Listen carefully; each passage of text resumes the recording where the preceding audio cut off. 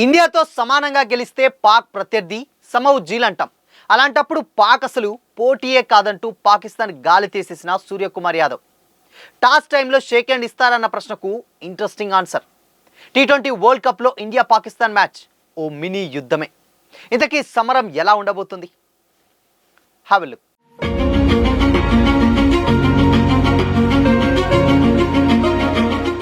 Hi hello, welcome to Disha TV sports. ICC T20 world కప్లో అందరూ ఎప్పుడెప్పుడా అని ఎదురు చూస్తున్నటువంటి Bharat Pak high voltage match మరికొద్ది గంటల్లో జరగబోతుంది. బంతులే బాంబుల్లా పేలున్నటువంటి ఈ మ్యాచ్ కోసం ప్రపంచం మొత్తం 1000 కళ్ళతో ఎదురు చూస్తుంది. వేల కోట్ల రూపాయల బిజినెస్ను తెచ్చిపెట్టేటువంటి ఈ మ్యాచ్కి శ్రీలంకలోని కొలంబో ఆతిథ్యం ఇవ్వనుంది. రాత్రి 7 గంటలకు కొలంబోలోని ఆర్ ప్రేమదాస క్రికెట్ స్టేడియం వేదికగా భారత్ పాక్ మ్యాచ్ జరగనుంది. ఈ మ్యాచ్ లైవ్ను Star Sports and Jio Hotstar వేదికగా చూడొచ్చు. టీ20 వరల్డ్ కప్లో నువ్వా నేనా అన్నట్టు భారత్ పాక్ జట్లు తలపడుతున్నాయి. ఇప్పటికే ఈ రెండు జట్లు ఈ టోర్నీలో చెరి 2 మ్యాచ్లు ఆడాయి.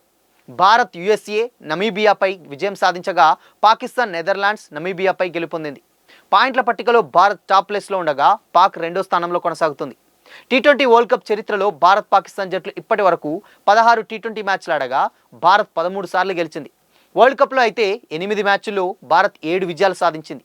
ఈ లెక్కలు భారత్కు అనుకూలంగా ఉన్న ప్రతి మ్యాచ్ కొత్త సవాలేనని ఎక్స్పర్ట్స్ అంటున్నారు. ఈ పోరులో 7 నుంచి 15 ఓవర్ల మధ్య గేమే చాలా ఇంపార్టెంట్గా మారనుంది. పాకిస్తాన్ స్పిన్నర్లు రన్స్ని కట్టడి చేస్తే భారత్ ఒత్తిడిలో పడేటువంటి అవకాశం ఉంది.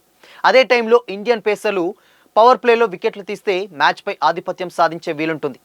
పాకిస్తాన్ టీం బ్యాటింగ్లో నిలకడ, స్పిన్తో కట్టడి చేయడమే ప్రధాన లక్ష్యంగా పెట్టుకుంది. ముఖ్యంగా ఉస్మాన్ తారిక్ భారత లెఫ్ట్ హ్యాండర్ బ్యాటర్లపై ప్రభావం చూపే అవకాశం ఉంది.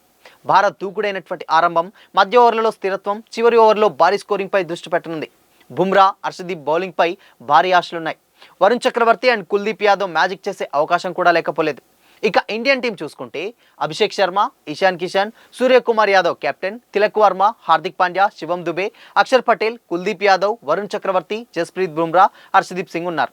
ఇకపోతే పాకిస్తాన్ టీం అంచనా వేస్తే షాయిబ్జాదా ఫర్జాన్, సైమ్ అయూబ్, సల్మాన్ అలీ అగా కెప్టెన్, బాబర్ అజం, మొహమ్మద్ నవాజ్, షాదాజ్ ఖాన్, ఫాహిమ్ అష్రఫ్, ఉస్మాన్ ఖాన్, షాయిన్ షా అఫ్రిది, అబ్రార్ అహ్మద్, ఉస్మాన్ తారిక్ ఉన్నారు. అయితే ఈరోజు జరగబోయేటువంటి టీ20 వరల్డ్ కప్ 2026లో హై వోల్టేజ్ మ్యాచ్ ఇది. మినీ ఫైనల్ అని కూడా అంతా అనుకుంటున్నారు. కానీ టీమిండియా కెప్టెన్ సూర్యకుమార్ యాదవ్ పాకిస్తాన్ గాలి తీసేశాడు. సగం మ్యాచ్లు వాళ్ళు, సగం మేం గెలిస్తే కనుక పాక్ను ప్రత్యర్థి అని సమౌజ్జీ అని పిలవచ్చు. కానీ దాదాపు అన్ని మ్యాచ్లు ఒకే టీం గెలిచిందంటే అవతల జట్టు బలమైన ప్రత్యర్థి కాదు అని కూడా సూర్య అన్నాడు. 24 గంటల్లో విషయం తేలిపోతుందని కూడా అన్నాడు. భారత్ పాకిస్తాన్ మధ్య పోరు ఫిబ్రవరి 15న ఆదివారం నాడు కొలంబోలోని ఆర్ ప్రేమదాస్ స్టేడియంలో జరగనుంది. అయితే ఈ మ్యాచ్కు ముందు కూడా భారత్ కెప్టెన్ సూర్యకుమార్ యాదవ్ ప్రెస్ కాన్ఫరెన్స్లలో మాట్లాడుతూ పాక్ కెప్టెన్ కోరుకుంటున్నాడు కదా, అభిషేక్ శర్మ రేపటి మ్యాచ్ ఆడతాడని కూడా క్లారిటీ ఇచ్చేశాడు. నమీబియాతో జరిగినటువంటి గత మ్యాచ్లో కడుపులో ఇన్ఫెక్షన్ కారణంగా అభిషేక్ శర్మ రెస్ట్ తీసుకున్నాడు. అభిషేక్ జట్టులోకి రావడంతో wicket keeper batter and Sanju శాంసన్కు అవకాశం దక్కదని కూడా తెలుస్తుంది. Pakistan mystery spinner Usman Tariq bowling ఎదుర్కొనేందుకు భారత జట్టు ప్రాక్టీస్ సెషన్లు కూడా చేస్తుందన్నాడు. తారిక్ తన విభిన్నమైనటువంటి యాక్షన్ అండ్ దాని తర్వాత అసాధారణమైనటువంటి బౌలింగ్ యాక్షన్తో అందరి దృష్టిని ఆకర్షించాడని కూడా సూర్య అనుకొచ్చాడు. ఒకవేళ ప్రశ్న సిలబస్ బయట నుంచి వచ్చినా దానిని వదిలేయమని ఎదుర్కోవాల్సి వస్తుందని కూడా అన్నారు. అంటే తారిక్ ఒక ప్రత్యేకమైనటువంటి బౌలర్ అయినప్పటికీ అతడి బౌలింగ్ ఎదుర్కొనేందుకు జట్టు చాలా ఉత్సాహంగా ఉందని కూడా చెప్పుకొచ్చాడు. ప్రాక్టీస్ సెషన్లో సూర్య సైతం ఉస్మాన్ తారిక్ బౌలింగ్ యాక్షన్ అనుకరిస్తూ బౌలింగ్ ప్రాక్టీస్ కూడా చేశాడు. అయితే భారత్ పాక్ మ్యాచ్ గురించి, ఒత్తిడి గురించి కూడా సూర్యకుమార్ ఇంట్రెస్టింగ్గా రియాక్ట్ అయ్యాడు. ఒత్తిడి ఎప్పుడూ ఉంటుందని కూడా అన్నాడు. భారత్ పాక్ మ్యాచ్ అంటే ప్రత్యేకమైనటువంటి సందర్భం. ఒత్తిడిలోకి లోనవ్వడం మానవ స్వభావం. కానీ పాక్ జట్టు తమకు సమౌజ్జీ మాత్రం కాదని, దాదాపు అన్ని మ్యాచ్లలో టీమిండియానే నెగ్గిందని కూడా చెప్పుకొచ్చాడు. పాక్ సాధారణ జట్టే కానీ బలమైనటువంటి ప్రత్యర్థిగా భావించడం లేదని కూడా ఎక్స్పెక్ట్ చేశాడు. అయితే ఇక టాస్ సందర్భంగా మ్యాచ్ ముగిసినటువంటి తర్వాత హ్యాండ్ షేక్ గురించి అడిగినటువంటి ప్రశ్నకు సూర్య చాలా ఇంట్రెస్టింగ్ సమాధానం ఇచ్చారు. టాస్ టైంలో షేక్ హ్యాండ్ ఇవ్వాలా వద్దా అని అప్పుడు ఆలోచిస్తామని ఇండియన్ కెప్టెన్ సూర్యకుమార్ తెలివిగా బదులిచ్చాడు. భారత్ పాకిస్తాన్ జట్ల మధ్య ద్వైపాక్షిక సిరీస్ నిర్వహణ గురించి కూడా సూర్యకుమార్ యాదవ్ మాట్లాడుతూ అది తమ చేతిలో లేదని కూడా చెప్పుకొచ్చాడు. దానిపై క్లారిటీ వచ్చినప్పుడు అందరికీ తప్పకుండా చెప్తాను కూడా చెప్పుకొచ్చాడు. ఎందుకంటే ఇప్పుడున్నటువంటి సిచ్యువేషన్స్లో ఇండియా పాక్ మధ్య ఉన్నటువంటి వార్స్ ఏదైతే ఇన్సిడెంట్ జరిగాయో అంతకు ముందు నుంచి అంటే ద్వైపాక్షిక సిరీస్ అంటే రెండు కంట్రీస్ ఆడేటువంటి సిరీస్లు అవి ఎప్పుడో కూడా ఆడడం బంద్ చేశారు ఇండియా. సో అయితే ఇప్పుడు T20 వరల్డ్ కప్లో మేజర్గా ఇప్పుడు ఈ మ్యాచ్ కోసమే ఎక్కువగా ఈగర్గా వెయిట్ చేస్తున్నారు ఫ్యాన్స్. ఎందుకంటే ఈవెన్ ఒక్క ఇండియా పాకిస్తానే కాదు, యావత్ మొత్తం క్రికెట్ ప్రపంచమే ఎదురు చూస్తుంది. ఎందుకంటే ఇరు దేశాల మధ్య ఉన్నటువంటి ఉద్రిక్తతలు తెలుసు, అండ్ గతంలో జరిగినటువంటి ఇన్సిడెంట్స్ తెలుసు. పహల్గామ్ దాడి తర్వాత ఇంకా కొంచెం తీవ్ర స్థాయికి చేరిపోయింది. అలాంటి టైంలో అసలు మేము ఇండియాతో ఆడమంటూ కూడా పాకిస్తాన్ ఏదో డొంక తిరుగులు ముచ్చట్లు కూడా చాలా సందర్భాల్లో చెప్పినటువంటి సిచ్యువేషన్స్ విన్నాం. మేము బైకాట్ చేస్తాం మ్యాచ్ అంటే.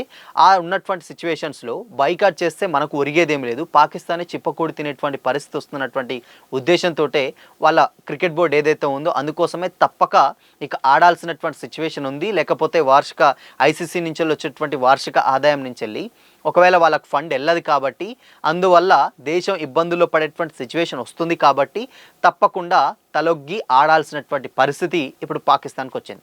సో అందుకోసమనే ఇండియాతో మేము ఆడతామని అప్పటి వరకు బైకాట్ డ్రామా ఆడినటువంటి పాకిస్తాన్ దాని తర్వాత ఇప్పుడు మేము డెఫినెట్గా ఆడాల్సి వస్తుంది, గేమ్ స్ట్రాటజీ అండ్ దాని తర్వాత స్పోర్ట్స్ స్పిరిట్ అని ఇలా చిన్న ఏదో ముచ్చట్లు చెప్పుకుంటూ ఆడడానికి రెడీ అయ్యారు. బట్ ఆడకపోతే అది వాళ్ళకే లాస్. ఎందుకంటే ఆడితే ఇక్కడ ఇండియాకి చాలా ప్లస్. ఎందుకంటే ఆల్రెడీ గెలిచిన దాంట్లో 2 పాయింట్స్ వచ్చేస్తాయి, రన్ రేట్ పరంగా వచ్చేస్తుంది. వార్షికాదం వీళ్ళు ఈవెన్ రెఫరీ ఆ మ్యాచ్లోకి దిగి ఆల్మోస్ట్ రెఫరీ మ్యాచ్ క్యాన్సిల్ అయిపోయిందని చెప్పేంత వరకు కూడా మేము ఆడతామనే వాళ్ళు చాలా క్లియర్గా చెప్పుకొచ్చారు. కానీ ఇక్కడ మాత్రం పాకిస్తాన్ ఎందుకో అంటే మేము ఆడలేము అది అని చెప్పుకొచ్చింది. బట్ అది ఆబ్వియస్గా ఇప్పుడు అన్నిటికీ తెరదించుతూ మ్యాచ్ అయితే కంటిన్యూ అవుతుంది. ఫిబ్రవరి 15 అంటే ఆదివారం రోజున ఈ మ్యాచ్ తారాస్థాయికి అయితే చేరిపోతుంది. ఎందుకంటే అంత ఉద్రిక్తమైనటువంటి పరిస్థితుల తర్వాత ఇప్పుడు ఆడుతున్నటువంటి మ్యాచ్ కాబట్టి రెండు దేశాలు కూడా, రెండు కాదు ఈవెన్ క్రికెట్ ప్రపంచం మొత్తం ఈగర్గా వెయిట్ చేస్తుంది. బట్ ఇక టీం విషయానికి వచ్చినట్లయితే అభిషేక్ శర్మ ఫస్ట్ దాంట్లో అంటే కడుపు ఇన్ఫెక్షన్ కారణంగా మ్యాచ్ ఆడలేదు.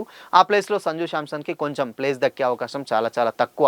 కాకపోతే అభిషేక్ శర్మ, ఈశాన్ కిషన్, దాని తర్వాత సూర్యకుమార్ యాదవ్, తిలక్ వర్మ అండ్ దాని తర్వాత హార్దిక్ పాండ్యా వీళ్ళ మీద బ్యాటింగ్ లైనప్ మీద ఎక్కువగా బర్డెన్ పడేటువంటి అవకాశం అంటే వీళ్ళే మేజర్గా ఇండియన్ టీమ్ స్కోర్ని ఎక్కువగా గెయిన్ చేయాల్సి ఉంటుంది. సో అందుకోసమనే వీళ్ళు కనుక ఇన్కేస్ స్టార్టింగ్ ఓవర్లలో పవర్ ప్లేలో అటు ఈశాన్ కిషన్ కావచ్చు లేదంటే ఇక్కడ అభిషేక్ శర్మ వీళ్ళిద్దరు కనుక స్టాండ్ అయితే మాత్రం డెఫినెట్గా డెత్ ఓవర్స్లో కాకుండా మిడిల్ అంటే ఫస్ట్ 5 to 10 అవర్స్ వరకు అంటే ఆల్మోస్ట్ 10 అవర్స్ లోపు వీళ్ళు కనుక గ్రీజ్లో ఉండగలిగితే మాత్రం డెఫినెట్గా ఆబ్వియస్లీ ఇండియా పక్కా విన్ అయిపోతుంది. అది కూడా అందరికీ తెలిసిందే. ఒకవేళ అలా కాకున్నా కానీ మేజర్గా ఏంటంటే బ్యాట్స్మెన్ లైనప్ ఉంది. శివం దుబే లాంటి బ్యాట్స్మెన్స్ ఉన్నారు అక్కడ పాకిస్తాన్ నుంచి. అంటే మేజర్గా వాళ్ళు రన్స్ని కట్టడి చేయడం, దాని తర్వాత వికెట్స్ కొంచెం తీసి దాని తర్వాత ఇలాంటి ప్లాన్స్ ఉన్నారు. బట్ ఇటు ఇండియా సైడ్ నుంచి వెళ్ళి బౌలింగ్ బాగుంది అండ్ బ్యాటింగ్ బాగుంది. వరుణ్ చక్రవర్తి అండ్ కుల్దీప్ యాదవ్ మ్యాజిక్ చేసేటువంటి అవకాశం లేకపోలేదు. డిఫరెంట్ స్పిన్ స్టైల్స్ ఉంటాయి ఇద్దరి. సో కాబట్టి వాళ్ళు చాలా ఎంతో కొంత అడ్వాంటేజ్ అయ్యేటువంటి సిచ్యువేషన్స్ కనిపిస్తున్నాయి. బ్యాటింగ్ లైనప్ చూసుకుంటే వెరీ గుడ్ అండ్ అన్ని విధాలుగా గుడ్ బాగానే ఉంది. బట్ కాకపోతే దీంట్లో ఒక లోపం కనిపిస్తుంది అంటే శ్రేయస్ అయ్యర్. మేబీ శ్రేయస్ అయ్యర్ ఉండుంటే కొంచెం టీంకి కొంచెం ప్లస్ ఉండేది. బట్ కాకపోతే అయ్యర్ లేకపోవడం కొంచెం బాధాకరమైన. బట్ అయినప్పటికీ కూడా ఇప్పుడున్నటువంటి టీం ఓకే గుడ్ మంచి స్కోరు సాధించితే మాత్రం డెఫినెట్గా ఆబ్వియస్లీ విన్ అవుతుంది. ఇక బౌలింగ్ విషయానికి వచ్చినట్లయితే హర్షదీప్ సింగ్ అండ్ బుమ్రా మీదనే ఎక్కువగా హోప్స్ అయితే ఉన్నాయి. వీళ్ళిద్దరి మీదనే ఎక్కువ ఆశలు. సో 4 అవర్స్ ఆల్మోస్ట్ ఇక అక్కడి నుంచి వెళ్ళి వరుణ్ చక్రవర్తి డెఫినెట్గా ఏదో ఒక మ్యాజిక్ చేస్తూనే ఉంటారు. అండ్ కామెంటరేటర్స్ కూడా కంప్లీట్గా జై వరుణాయన మహా అని కూడా కొన్ని కామెంట్స్ అయితే చేస్తున్నాయి. ఎందుకంటే ఆ బౌలింగ్ అలాంటి డిఫరెంట్ యాక్షన్స్తో ఉంటుంది కాబట్టి సో ఆబ్వియస్లీ కొంచెం ప్లస్ అవుతుంది. అయితే ఎక్కువగా ఇండియా మాత్రం ఆల్మోస్ట్ గెలిచే సిచ్యువేషన్స్లోనే ఉంది. ఎందుకంటే మొత్తం బ్యాటింగ్ పరంగా ఫీల్డింగ్ అన్ని విధాలుగా చూసుకుని ఇండియా పర్ఫెక్ట్ టీం, మంచి టీం అయితే ఉంది.